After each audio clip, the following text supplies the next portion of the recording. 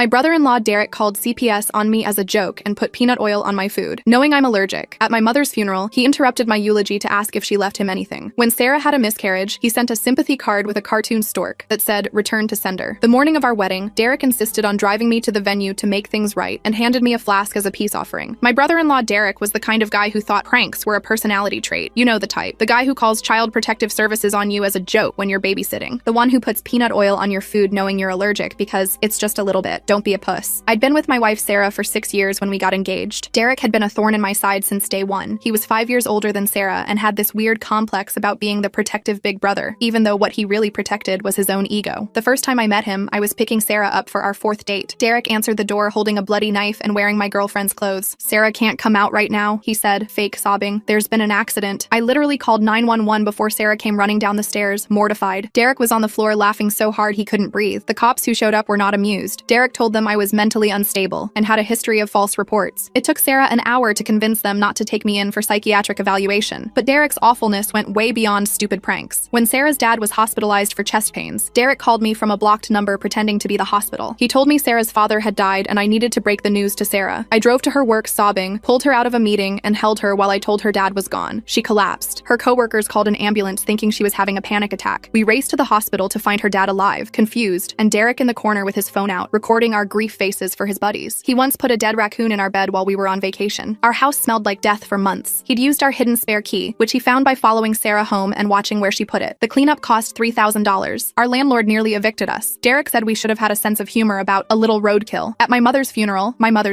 Derek showed up late during my eulogy and loudly asked if she'd left him anything in the will. When people turned to stare, he said, "What? She loved me. I was basically her favorite son-in-law." Then he winked at me. My grieving father had to be physically restrained by my uncles. The man had a gift for weaponizing everything sacred. When Sarah had a miscarriage, Derek sent us a sympathy card with a cartoon stork that said, "Return to sender" on it. Inside, he wrote, "Everything happens for a reason. Maybe you're just not father material yet, Jake." Sarah found me in the garage with that card, sobbing and punching the wall until my knuckles bled. He once called my work pretending to be a detective, telling them I was under investigation for child-adult films. I was suspended for 2 weeks while they investigated. Even after it was proven false, people looked at me differently. 2 of my female coworkers requested transfers. Derek's response? "Builds character, bro. Now you know who your real friends are." Derek would break into our house just to F with us. We'd come home to find all our family photos replaced with pictures of him. Our wedding china smashed with a note saying, "Oops." Our mattress soaked in what we hoped was just water, but smelled like pee. We changed the locks 4 times. He always found a way in. Here's what unalived me. Sarah was trapped. Their mom died when Sarah was 15 in a car accident. Derek had been driving. He walked away without a scratch while their mom bled out in his arms. He'd been different before that, Sarah said. Normal. The guilt broke something in him, twisted his need to protect Sarah into this